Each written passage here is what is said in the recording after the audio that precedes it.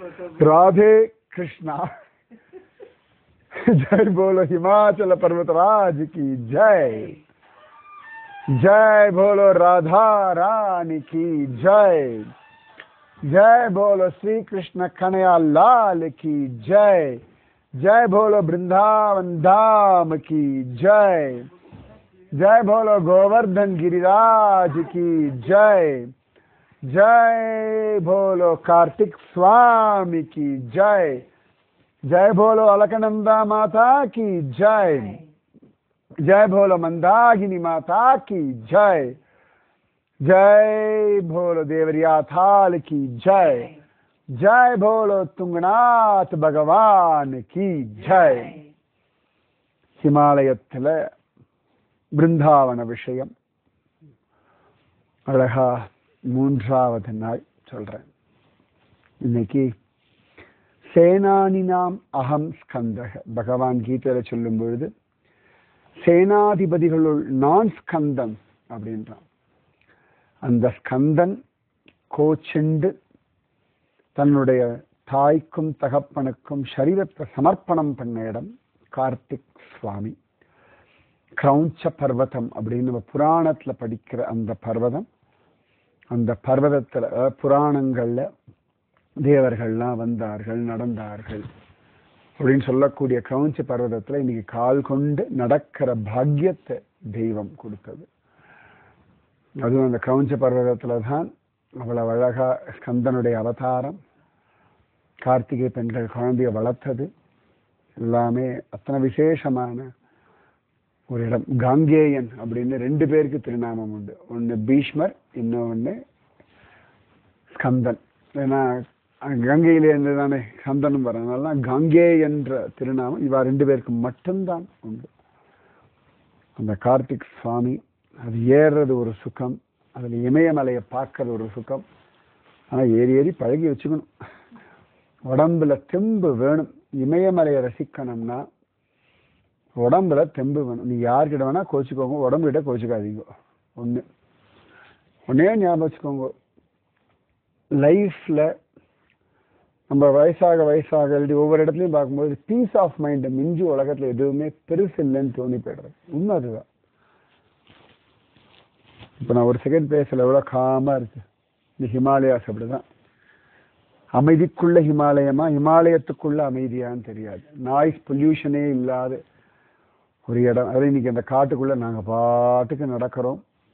அந்த ரோடோடு என்றான் புரான்ஸ் மலர்கள் நிஜமாவே சிரிச்சதுன்னு இல்லையா, பூக்கள் சிரிக்கும்ன்றது இந்த புரான்ஸினுடைய அந்த சிரிப்பு, அந்த வர்ணம். அதில் அந்த மலையில குழந்தை மாதிரி ஜாலியாக சிரிச்சுண்டு கலாட்டா பண்ணிட்டு ஹிமாலயமே ஒரு பலம் கொடுத்துரும். அது எப்பொழுதுமே எந்த க்ஷேத்திரத்துக்கு நாம் போகிறோமோ அந்த க்ஷேத்திரம் நமக்கு அந்த பலத்தை கொடுக்கும். இப்போ எப்படி நல்ல வெயில் காலம் சமயத்தில் ஏடிஎம்ல போய் பணம் எடுக்க போகும். வெளில ஒரு 32 டிகிரி வெயில் இருக்கும். ஆனால் ஏடிஎம்ல ஏசி இருக்கும். உள்ளே போனால் குப்புன்னு அப்படி சில்லாயிடும். ஒன்றுமில்லாத ஒரு ஏடிஎம், அங்கே இருக்கிற ஒரு ஏசி மிஷின் தன்னுடைய சில்னஸ் கொடுத்து நமக்கு அப்பாடா அப்படின்னு ஒன்றா அந்த இடத்துல ஏசி இருக்கிறதுனால. அப்போ எந்தெந்த க்ஷேத்திரங்கள் போகிறோமோ அந்தந்த க்ஷேத்திரங்கள் அந்தந்த நதிகள் அந்த இடத்துல இருக்கக்கூடிய பலம் நமக்கு கொடுக்கும். அதுக்காகத்தான் நம்ம சனாதன தர்மத்தில் தான் இந்த க்ஷேத்ராடனம்ன்றது ரொம்ப பெரிய விஷயமா பேசிட்டு இருக்கும். மற்ற மதங்களோட கிடையாது. பின்னாடி நம்மளை பார்த்து ஆரம்பிச்சிருக்காள் ஒழிய க்ஷேத்ராடனம்ன்றது ரொம்ப முக்கியமான ஒரு கடமை. சரியா சொன்னால் அது ஒரு கடமையாகவே வச்சிருக்காங்க நம்ம பெரியவாள்லாம். அந்த காலத்தில் எப்படின்னா க்ஷேத்ராடனம் போனான்னா ஒரு 15 நாள் 1 மாதம் அப்படிதான். கங்கையெல்லாம் போகிறேன்ப்பா வந்தா பாக்கியம் அப்படிதான் போவார்கள். நம்ம அந்த க்ஷேத்திரமே நமக்கு பலம். அந்த ஹிமாலயமே நம்ம கால்களுக்கு பலத்தை கொடுக்கும், மனசுக்கு உற்சாகத்தை கொடுக்கும், நம்மளை ஏறி இறங்க வச்சிடும். இன்னைக்கு அப்படிதான் அழகாக ஸ்கந்தன் ஏகாந்தமா. அதனால இந்த கார்த்திக் சுவாமி இதெல்லாம் பார்த்ததுக்கு அப்புறமா கேதார் பத்ரி கூட்டம்லாம் எதுக்கு அங்கெல்லாம் போகணுன்ற மாதிரி ஆயிடும். கூட்டத்துக்கு நடுவில் ரொம்ப கஷ்டம். இங்கே டோக்கன் கிடையாது, டிக்கெட் கிடையாது, விஷ்ணு சகஸ்ரநாம பாட் கிடையாது, சைனாரத்தி கிடையாது. எல்லாம் நமக்கு எவ்வளோ நேரம் தோன்றதோ பார்த்துக்கலாம். நமக்கு திரும்பி இறங்கணுன்ற கவலையில் இறங்குறோமே ஒழிய, இல்லாட்டி ஒரு 2 மணி நேரம் 3 மணி நேரம் கூட இருக்கலாங்க. அப்ப தெய்வம் எல்லாம் கொடுக்கறது, நாம வெறுமை வாங்கிண்டா போதும். அதனால ஒண்ணு ஞாபகம் வச்சுக்கோங்க, ஒவ்வொருத்தர் மேல கோபம் இருக்கும், வெறுப்பு இருக்கும், ஒரு அருவருப்பு இருக்கும். நம்மளுடைய சக்தி எல்லாம் இந்த மாதிரி எமோஷன்ஸ்ல விரயமாகிறது. இப்போ ஏன் ரிஷிகள் சாதுக்களுக்கெல்லாம் அந்த குளிர் தாங்கிறது, எங்க வேணா உட்காந்து தபஸ் பண்றாங்கன்னா, எமோஷனலி அவ ட்ரெயின் ஆகிறதே கிடையாது. நமக்கு பிசிக்கலோட எமோஷனல் ட்ரைனேஜ் தான் ரொம்ப ஜாஸ்தி. ரொம்ப ட்ரெயின் ஆயிடுறோம். இவா அப்படி பேசிட்டாளே, அவா அப்படி நடந்துட்டாளே, இவா அப்படி கண்டுக்காம போயிட்டாளே, இது உள்ளுக்குள்ள எவ்வளவு எனர்ஜி தெரியுமா. நமக்கே சொல்லுவாங்க, யோசிச்சு எனக்கு மண்டைக்காரி, ஒன்றும் யோசிக்க வேண்டாம் போதும் அப்படின்னு. அப்ப இதெல்லாம் ஒரு லெவலுக்கு மேலே யோசிக்கிறது பைத்தியக்காரன் நமக்கே புரியறது. அப்ப எவ்வளவு எனர்ஜி அதுல போகிறது. ஒரு 2 மணி நேரம் யாரோ ஒருத்தர் ஏதாவது சொல்லிட்டாங்க, அதை நினைச்சுட்டு இருக்கும்பொழுது உடம்பெல்லாம் என்னெல்லாமோ பண்றது. அப்ப எவ்வளவு சக்தி விரயமாகிறது. உடம்புல அத்தனை செல்ஸ் இருக்கு, ஒவ்வொன்றுத்துக்கும் அவ்வளவு பலம் உண்டு. இது ஒவ்வொன்றும் நம்மளை வீக் பண்ணும். இந்த எண்ணங்களுக்கு பலம் உண்டு, பலகீனமும் பண்ணும் நம்மள. இப்ப சீதாதேவி எல்லாம் அசோகவனத்துல தனியா நினைச்சு பாருங்களேன், ஊரு பேர் தெரியாத இடத்துல, சம்பந்தமே இல்லாத ஆட்கள் நடுவில், ஒரு சப்போர்ட் இல்லாம, நமக்குலாம் நிஜமாவே பைத்தியம் பிடிச்சிடும், டிப்ரெஷன்ல போயிடுவோம். அதுல அது டெய்லி ராவணன் வந்து அசிங்க அசிங்கமா அவளை வர்ணிக்கிறது இவ்வளவு கஷ்டமா இருக்கும். அத சொல்லி ஓடு கத்தி கூட அழ முடியாது அவளால. என்ன ஒரு மனோபலம் அவளுக்கு இருந்திருக்கணும். அப்ப அந்த மனசு ஸ்ட்ராங் ஆகணும்.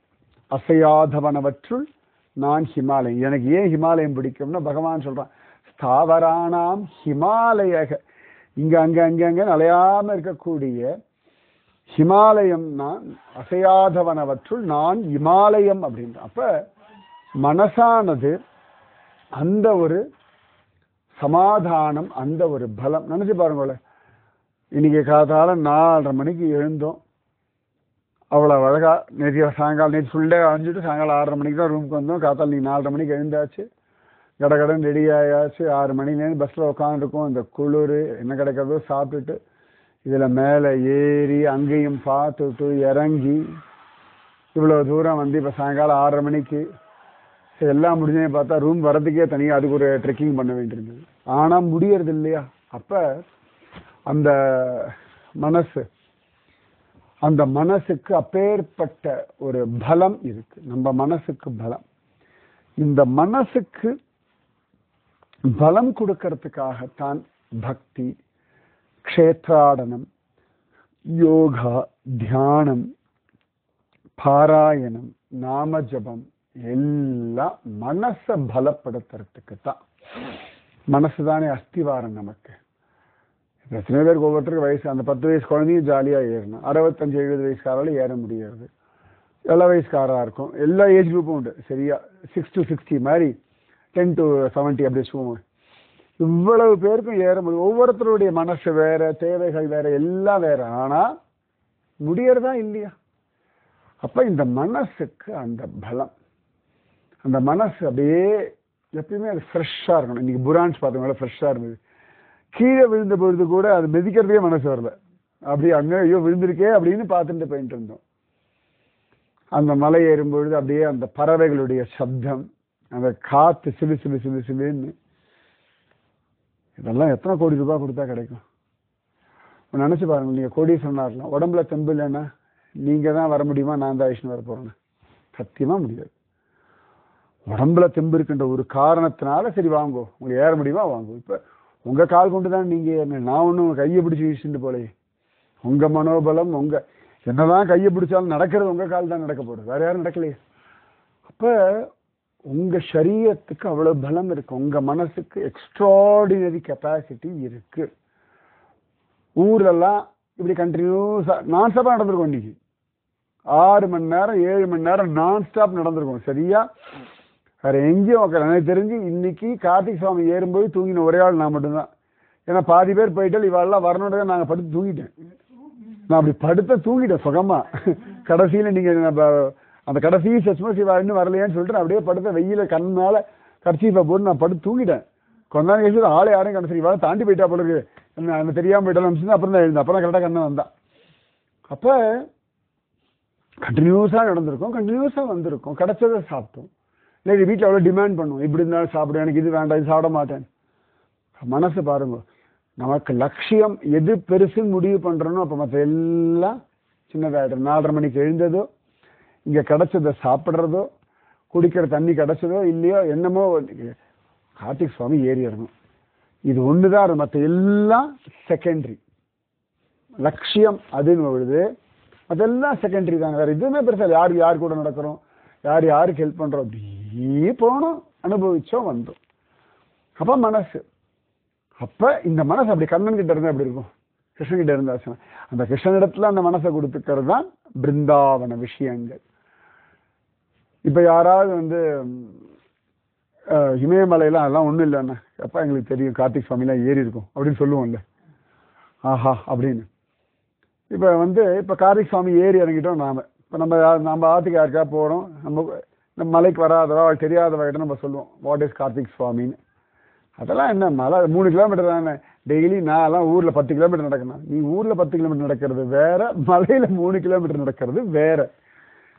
உத்தவன் நிலைமை அப்படிதான். நான்லாம் ஊரில் 10-15 கிலோமீட்டர் சாலிடாக மேரத்தான் ரன்னர் யூனோ அப்படின்னு சொல்லலாம். ஆனால் மலையில் ஏறுறதுன்றது வேற. உத்தவன் நினைச்ச ஞானம்ன்றது தர லெவல்ல, இது பீக் லெவல்ல இருக்கு. அது கோபிகைகளை பார்த்த உடனேயே ராதாராணியுடைய அனுகிரகத்துல நம்ம இன்னும் ஏறவே ஆரம்பிக்கலேன்னு உத்தவனுக்கு புரிஞ்சது. கார்த்திக் சுவாமி தோதா தோதா தோதா தோதான்னு ஏற்றினோம், மலையில ஏறினோம். ஆனா ஏறின பிறகுதானே தெரியும் அந்த செயினா இருக்கட்டும், அந்த வியூ. நம்ம அது வரைக்கும் பஸ்ல இருந்துலாம் பார்த்தோம், வா இப்படி இருக்கு மலை. ஆனா நம்ம காலில் ஒரு 3 கிலோமீட்டர் ஏறி அந்த வியூ பார்க்கறதுக்கு இது என்ன சொல்லி நீங்க புரிய வைப்ப, எத்தனை வீடியோ எடுத்து புரிய வைப்ப, எத்தனை போட்டோ எடுத்து புரிய வைக்க முடியும், எவ்வளவு நீங்க டீட்டெயிலா எழுதி புரிய வைக்க முடியும். அவா காலில் அவா நடந்து அந்த மூச்சு வாங்கின மேல வாவ், அந்த வாவ் அந்த லெவலுக்கு ஏறின பிறகு மட்டும்தான் புரியுமே ஒழிய, எத்தனை படிச்சாலும் நம்ம ஆரம்பத்திலேருந்து வீடியோ எடுத்து ஒரு 2.5 மணி நேரம் படமே காமிச்சாலுமே இந்த சின்னஸ், அந்த புரான்ஸ் நம்ம தொட்ட அந்த புரான்ஸ் நாம பிரிச்சது, நாம கொண்டு புரான்ஸ் சுவாமிக்கு ஒரு லைஃப்ல புரான்ஸ் பூவை கொண்டு சுவாமிக்கு சமர்ப்பணம் பண்ணியிருக்கோங்க. காட்டு பூ இப்ப மட்டும் ஒரு அலையில பூ எடுத்து இந்த புரான்ஸ் எத்தனை பேர் சமர்ப்பணம் பண்ணியிருப்பா. நம்ம இனிமேல் வரவாளுக்கு சொன்னால சரி திருப்பி நானே வந்திருக்கேன் 5-6 தடவை. ஃபர்ஸ்ட் டைம் இப்பதான் நானே புரான்ஸை கொண்டு கார்த்திக் சுவாமி கொடுத்துருக்கேன். இதுதான் ஃபர்ஸ்ட் டைம் எனக்கு. அப்போ தோணுது சரி அவன்லாம் கீழேன்னு சொன்னா காட்டுப்பூ கொடுக்கலாமே, அவன் காட்டுக்குள்ள தான் உட்காந்துருக்கான், அவன் தப்பு, நம்ம ஒன்றும் பண்ண முடியாது. அந்த காட்டுக்குள்ள அந்த பூ கொடுக்கறதுக்கு பகவான் சங்கல்பம் கொடுத்துட்டோமே, கீழே ஒன்றும் நம்ம வாங்கிட்டு போகல. என்ன வாங்கிட்டு போகணும், நமக்கு ஸ்நாக்ஸ் எல்லாம் எடுத்துட்டு போகணும், எல்லாரும் வாட்டர் பாட்டில் எடுத்துட்டு போகணும், புரோட்டீன் பார் எடுத்துட்டோம், ஓஆர்எஸ் எடுத்துட்டோம், குளுக்கோஸ் எடுத்துட்டோம். முருகனுக்கு நாங்க வர்றதே பாக்கியம், உனக்கு நாங்க வர்றதுதான் பாக்கியம். ஆனா அதுக்கு நடுவில் கூட சுவாமி அந்த காட்டுப்பூ எவ்வளவு ஆசையோட வாங்கிட்டேன். நமக்கு வேண்டியது எல்லாம் பிளான் பண்ணி அவ்வளவு லிஸ்ட் எல்லாம் போட்டு இதை எடுத்துக்கோங்க, எங்க சுவாமிக்கு ஒரு பூ எடுத்துக்கோங்க, ஒரு நானா போட்டோம்னா ஒரு அகர்பத்தியாவது வச்சுக்கோங்க, ஒரு கற்பூரம் எவ்வளவு வெயிட் இருக்க போகுது, ஒரு அகர்பத்தி பாக்கெட் எவ்வளவு வெயிட் இருக்க போகுது. ஆனா சுவாமி ஏதானு நம்மளை கோச்சுட்டாரா, ஒண்ணுமே இல்லையே. இவ்வளவு தூரம் குழந்தைகள் வந்திருக்கான்னு சொல்லி அந்த இடத்துல நின்று அந்த புஷ்பத்தை அந்த பூஜாரி எவ்வளவு ஆசையோட வாங்கி கொடுத்தார். அப்ப தெய்வம் நம்மளை அவ்வளவு ரசிக்கிறது, அன்புமயமா இருக்கிறது. ஹிமாலயம் இவ்வளவும் கொடுக்கறது, இந்த குளிர்.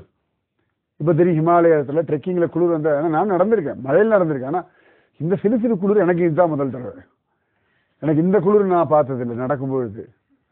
அப்ப இதே மாதிரி குளிர் பிருந்தாவனத்தை அனுபவிச்சிருக்கேன் நான். பிருந்தாவனத்துல சிறு காத்தடிக்கும், இதே மாதிரி அடிக்கும், உள்ளுக்குள்ள அப்படி ஊடுருவி அப்படி போகும். அந்த குளிர் நான் இன்னைக்கு என்ஜாய் பண்ணேன். அதான் நல்லா இருக்கு, அருமையா குளிர்றது அப்படின்னு. அப்ப இந்த உடம்புக்கு இப்ப எப்ப நினைச்சாலும் இனிமேல் லைஃப்ல பாருங்களேன், எங்கேயாவது கார்த்திக் சுவாமி தானா இது வரும். கார்த்திக் பேர் எங்க கேட்டாலும் இது வரும்.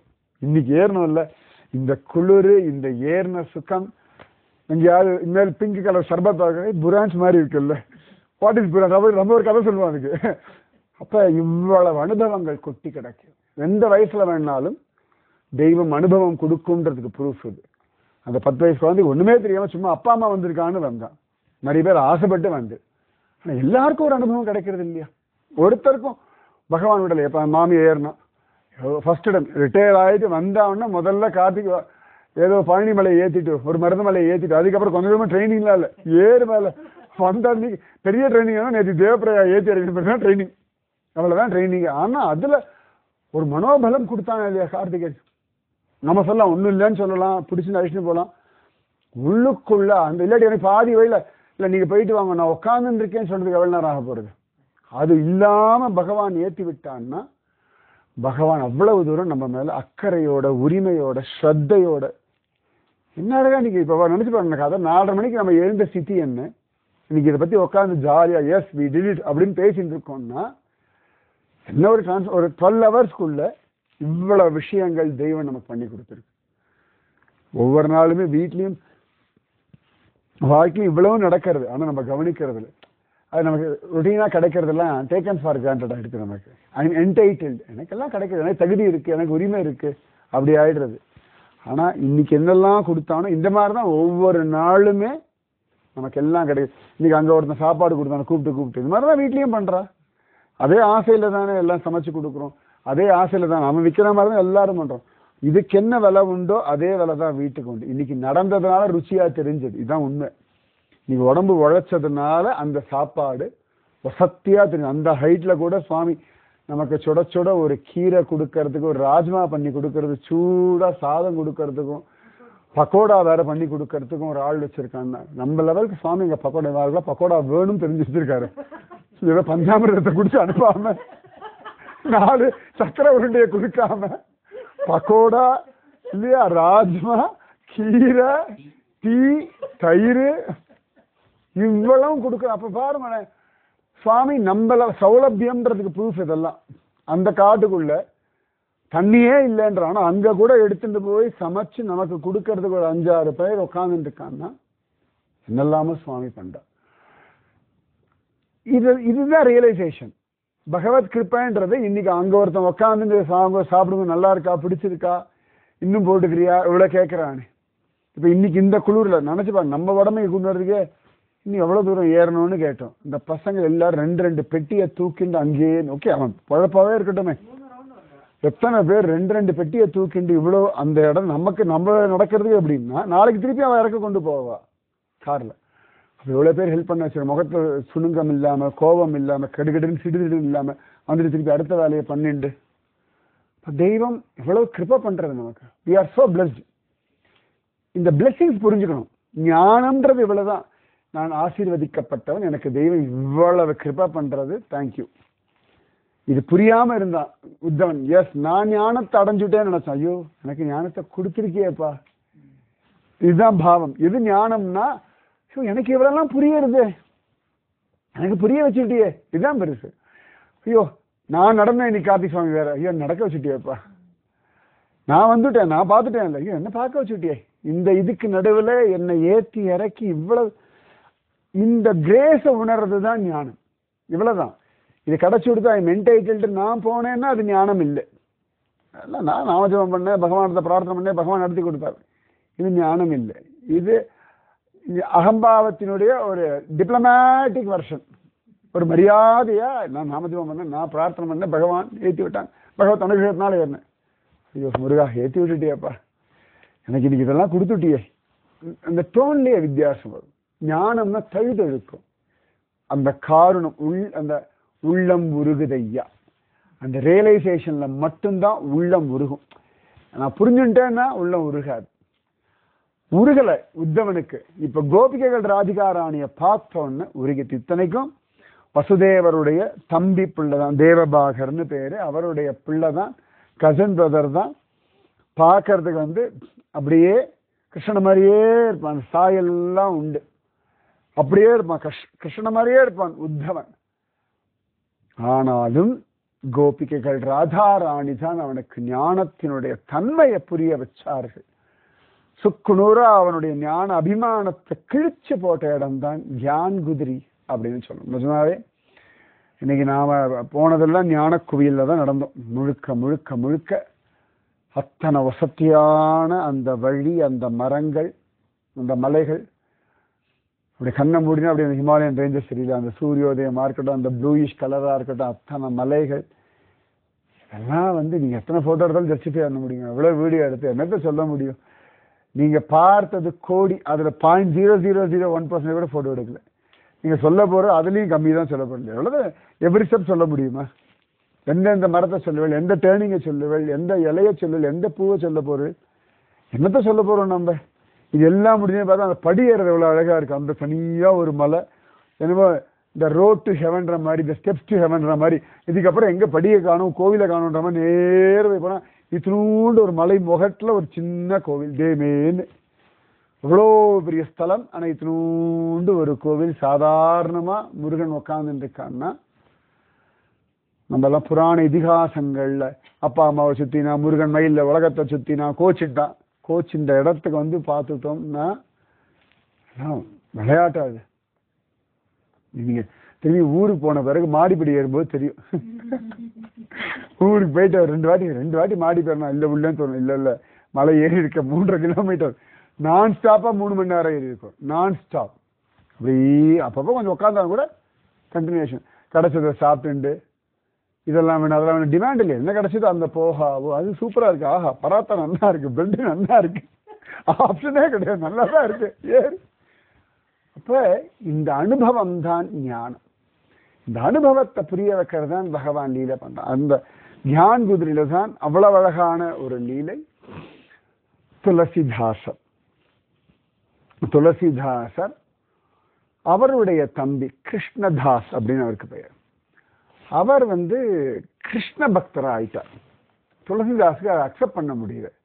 அவர் அப்போ ஏற்பட்ட ராமபக்தன், ராமன் பிரத்யக்ஷம், ஹனுமான் பிரத்யக்ஷம். ஹவுக்கம் என்னோட தம்பி எப்படி கிருஷ்ண பக்தி பண்ணலாம்? அவனுக்கு கிருஷ்ண பக்தி வந்திருக்கேன்னு சந்தோஷம் இல்லை. அது எப்படி? அதாவது நான் நேற்றே சொன்னேன், அதிகாரம் உரிமையில படுத்துவோம். நான் எங்க குடும்பமே ராமபக்தர்கள் அப்படின்னு போயிடுது. தம்பி மட்டும் தப்பான வழியில் ஒன்றும் போல, மதம் மாறி முசல்மானா ஒன்றும் போல. சரி, இல்லாட்டி ராமன் பொய்னு ஆர்கியூவும் பண்ணல. அவருக்கு கிருஷ்ண அனுபவம் பெருசா கிடைச்செடுத்து கிருஷ்ணா த கிரேட் அப்படின்னு வந்துட்டார். அது துளசிதாசருக்கு அக்செப்ட் பண்ண முடியல. அதனால தம்பிக்கு வந்து ராம விஷயத்தை சொல்லி புரிய வச்சு, ராமன் தான் கிரேட் அப்படின்னு சொல்லி புரிய வைக்கிறதுக்காக வேற வழி இல்லாமல் பிருந்தாவனம் வந்தார். பிடிச்சு ஆசைப்பட்டு, ஆஹா விரஜபூமி பிருந்தாவனத்தை கண்டோமேன்னு வரல, வேற வழி இல்லை, சரி வருவோம் அப்படின்னு வந்தாராம். வந்தாச்சு. இந்த பக்தமாலான்னு ஒரு கிரந்தம் உண்டு, பக்த நாபாதாஸ் எழுதினார். நாம ஜெய்ப்பூர்ல போகும்பொழுது கல்தாஜின்னு ஒரு இடத்துக்கு போனோம். அங்க அப்படியே ஒரு கடைசியில ஊரெல்லாம் சுத்தி பஸ்ஸை நிறுத்திட்டு ஆட்டோல போய் மலை மேல ஏறி குரங்கு நடுவில் போய் ஒரு ஆஞ்சநேயரை பார்த்துட்டு அங்க ஒரு கங்கையெல்லாம் பார்த்துட்டு கீழே இறங்கினாதான் கல்தாஜின்னு பேரு. அங்கேதான் நாபாதாஸ் இந்த பக்தமாலாம் எழுத ஆரம்பிக்கிறார். அந்த நாபாதாஸ் அவரும் இந்த பிருந்தாவனத்துல இருந்துருந்தார். அப்ப நிறைய நாபாதாஸ் பார்த்தார், இந்த பக்தமாலாவுக்கு ரத்னம் மாதிரி யாரா ஒருத்தருடைய சரித்திரம் சொல்லணும், யாரை பத்தி சொல்லணும் அப்படின்னு நினைச்சிட்டு இருந்தார். அப்பதான் கரெக்டா துளசிதாசன் தன் தம்பியோட விஷயத்துக்காக பிருந்தாவனம் வரார். அப்ப நிறைய சாதுக்கள் எல்லாம் அங்க உட்கார்ந்துட்டு இருக்கா. நாபாதாசனுடைய பிரவச்சனம் எல்லாம் கேட்டுவிட்டு எல்லாருக்கும் அவ பிரசாதம் கொடுத்துட்டு இருக்கா. அதுல முக்கியமா முன்னாடியே ஒருத்தர் வந்து அவளுக்கெல்லாம் கீருக்கு ஒரு தொன்னையும் அப்புறமா ரோட்டி சப்ஜிக்கு ஒரு பிளேட்டும் கொடுத்துட்டு போறார். ஸோ துளசிதாசர் லேட்டா வர்றார். அதுக்கு முன்னாடி என்ன எடுத்துன்னா எல்லாருக்கும் அந்த தட்டும் தொன்னையும் கொடுத்தவர் கொடுத்துட்டு போயிட்டார். இவ்வளவுதான் போல இருக்குன்னு ஒரு கொடுத்துட்டு போகும்போது பின்னாடியே ஒருத்தர் பாயசம் எடுத்துட்டு ரோட்டி சப்ஜி எடுத்துட்டு ஒருத்தர் போட வர்றார். அப்ப ஒருத்தர் இந்த பாயசம் விடுறவர் வந்து பார்க்குறாரு. அவருக்கு யாருக்கும் தெரியாது. துளசிதாசர் ஓரத்தில், அவரும் கூட்டத்தோட கூட்டமா வந்து ஓரத்தில் உட்காந்துட்டார். சாது சமாராதனை சாப்பாடு கிடைக்கிறது. அப்ப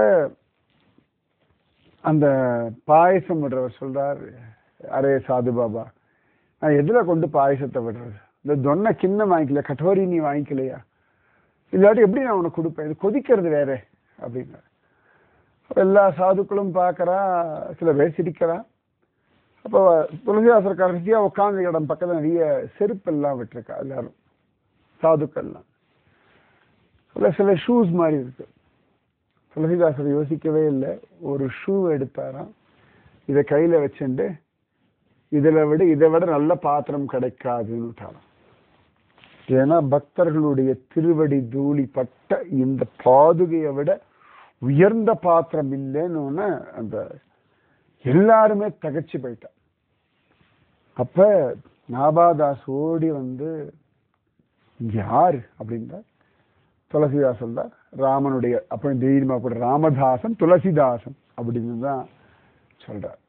உடனேயே நாபாதாஸ் அவர் காலில் விழுறார், என் கிருஷ்ணன் எனக்கு காட்டி கொடுத்துட்டான் அப்படின்றார். அப்போ உடனே துளசிதாசர் என் ராமன் என்ன காட்டி கொடுத்தான்றார்.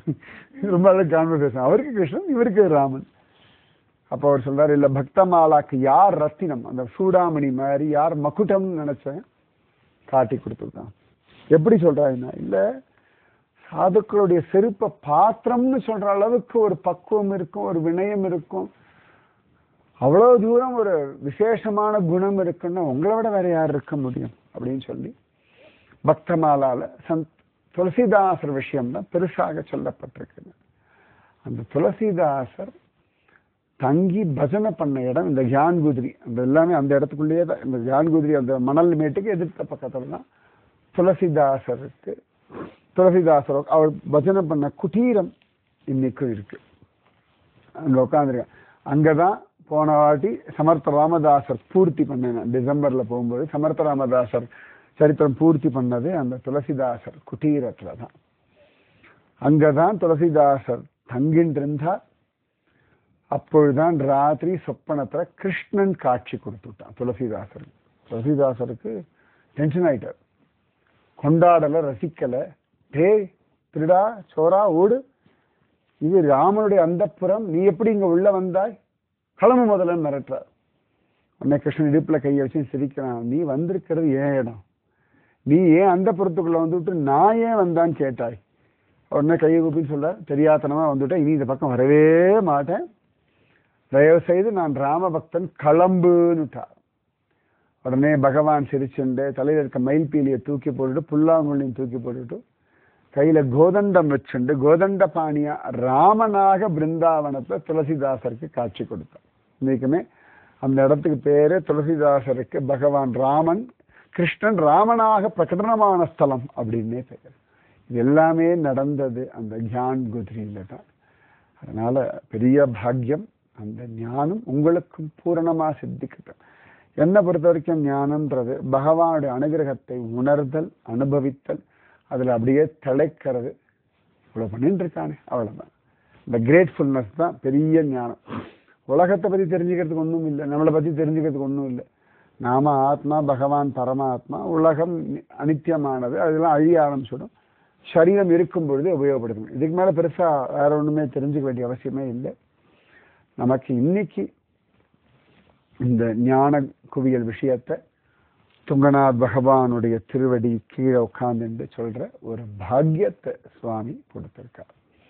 ராதே கிருஷ்ணா ராதே கிருஷ்ணா கிருஷ்ணா ராதே ராதே கிருஷ்ணா கிருஷ்ணா ராதே ராதே கிருஷ்ணா கிருஷ்ணா ராதே ராதே கிருஷ்ணா कृष्णा राधे।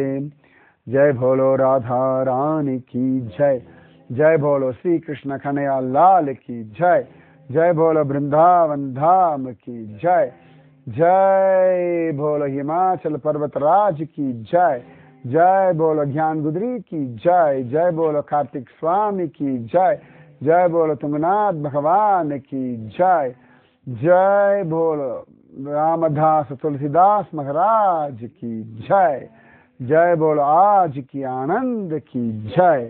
राधे कृष्णा।